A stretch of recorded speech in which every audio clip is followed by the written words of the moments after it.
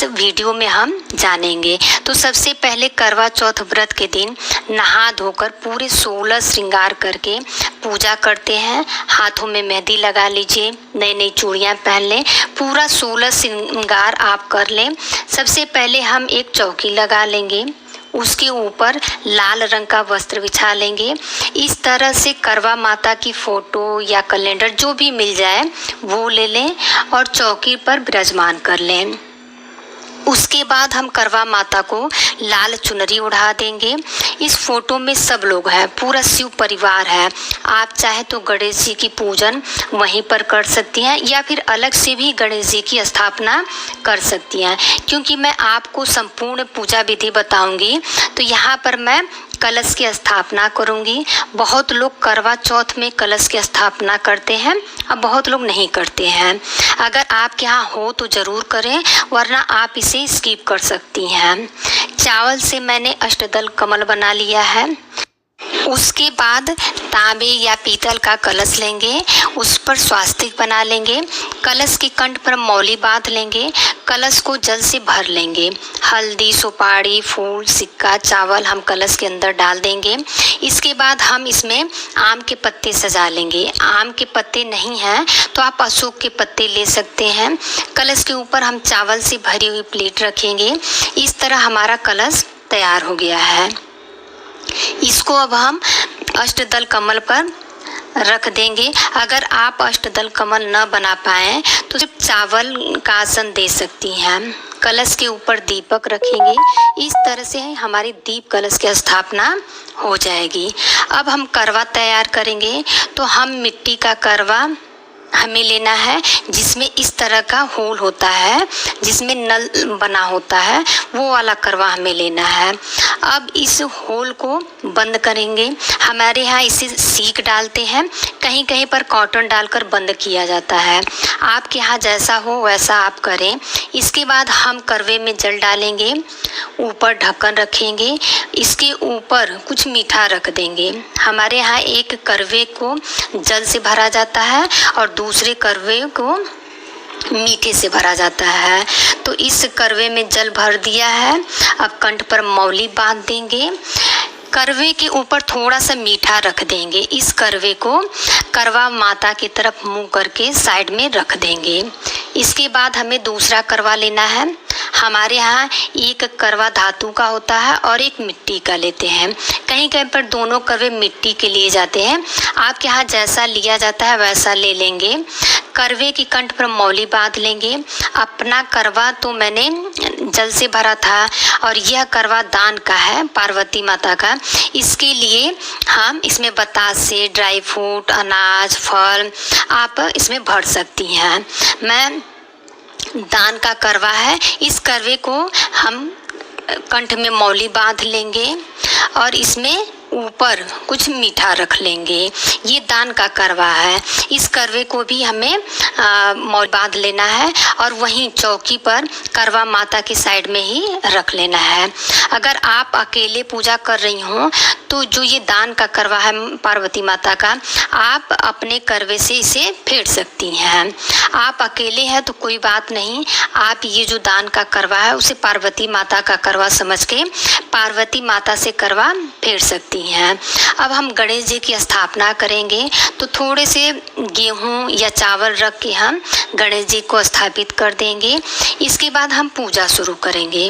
पूजा में सबसे पहले हम गेहूं जरूर चढ़ाएंगे। आप चाहे तो करवा माता के पास गेहूं बिखेर सकते हैं या फिर किसी कटोरी या प्लेट में रख सकते हैं। अब हम सबका शुद्धिकरण कर देंगे, यानी भाव रूपी स्नान करा देंगे। जल के छींटे देते हुए स्नान करा देंगे। उसके बाद हम दीपक जलाएंगे। यहाँ पर जो हमने कलश के ऊपर दीपक रखा है उसे जला देंगे। गणेश जी को वस्त्र रूपी कलावा समर्पित कर दिया है। अगर आपके पास जनेऊ है तो जनेऊ समर्पित कर देंगे।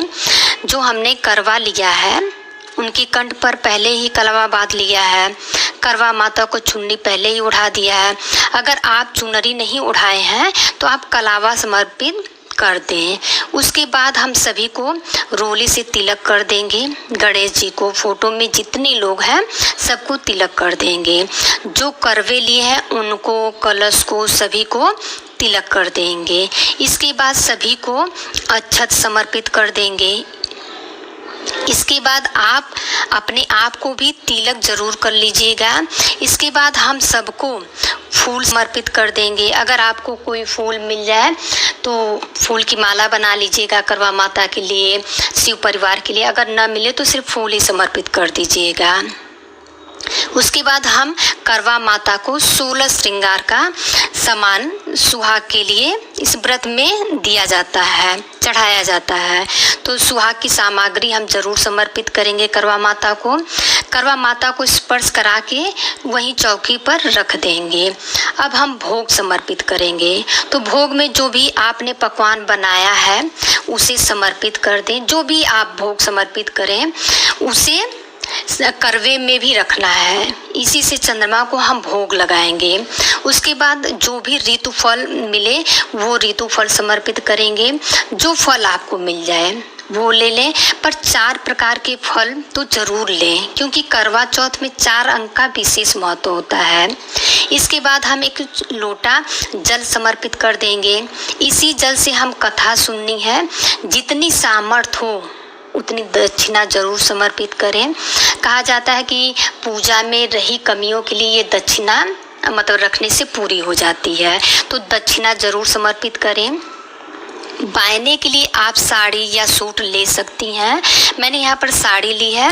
अब कुछ श्रृंगार का सामान लेंगे। आप चाहें तो ये जो अलग से श्रृंगार का सामान भी ले सकती हैं, या फिर आप ये जो करवा माता को श्रृंगार का सामान ली हैं वो भी आप ले सकती हैं। मतलब कि 2 जगह अगर आप श्रृंगार का सामान ले सकती हैं, या फिर जो आपने करवा माता को श्रृंगार का सामान अर्पित किया है उसी में से आप रख सकती हैं। कुछ चीज़ें आप दान कर सकती हैं और कुछ चीज़ें आप माता को आशीर्वाद के रूप में आप खुद भी रख सकती हैं।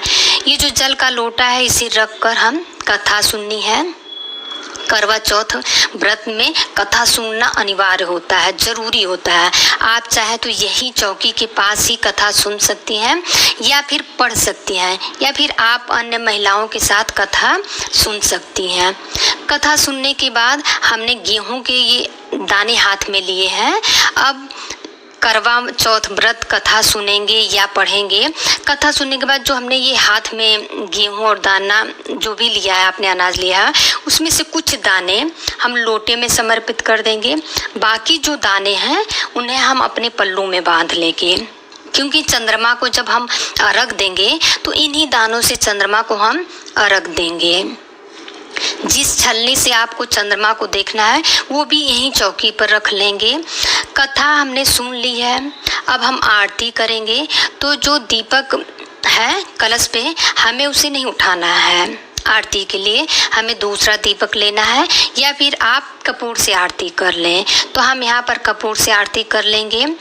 आरती आप गणेश जी की, करवा माता की, पूरे शिव परिवार की आरती आप कर सकते हैं। अगर आपको आरती नहीं आती है तो आप ऐसे ही आरती कर सकते हैं। आरती करने के बाद आप अपने पति की लंबी उम्र के लिए प्रार्थना करें। अब हमें करवा फेरना है। अगर आप अकेले हैं तो पार्वती माता के साथ करवा आप फेर लीजिए। ये जो धातु का करवा है वो हमारा है, और जो मिट्टी का करवा है वो पार्वती माता का है। करवा हमें 7 बार फेरना होता है। हाथों को इस तरह से क्रॉस बनाकर करवा हमें फेरना है। जब हम करवा फेरें तो आपस में टकराना नहीं चाहिए, और हमें बोलना है पार्वती माता सुहाग दें, पार्वती माता सुहाग दें। यानी जैसे पार्वती माता का सुहाग अमर है उसी तरीके से हमारा सुहाग भी अमर रहे। इस कामना के साथ हमें 7 बार करवे को फेरेंगे।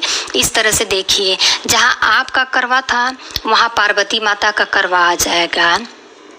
अब देखिए, अगर आपने एक करवा लिया है तो हम क्या करेंगे, तो अकेले हैं आप तो करवा कैसे फिरेंगे, और आपने एक ही करवा लिया है तो क्या करेंगे। तो इस तरह से करवे को हाथ में लेंगे और इस तरह से कहेंगे पार्वती माता सुहाग दें, पार्वती माता सुहाग दें। इस तरह से 7 बार हमें चौथ माता की तरफ दिखाते हुए करवे को फेर लेंगे। हर जगह करवा नहीं फेरा जाता है, अगर आपके यहाँ नहीं होता है तो आप इसको स्किप कर दें। अब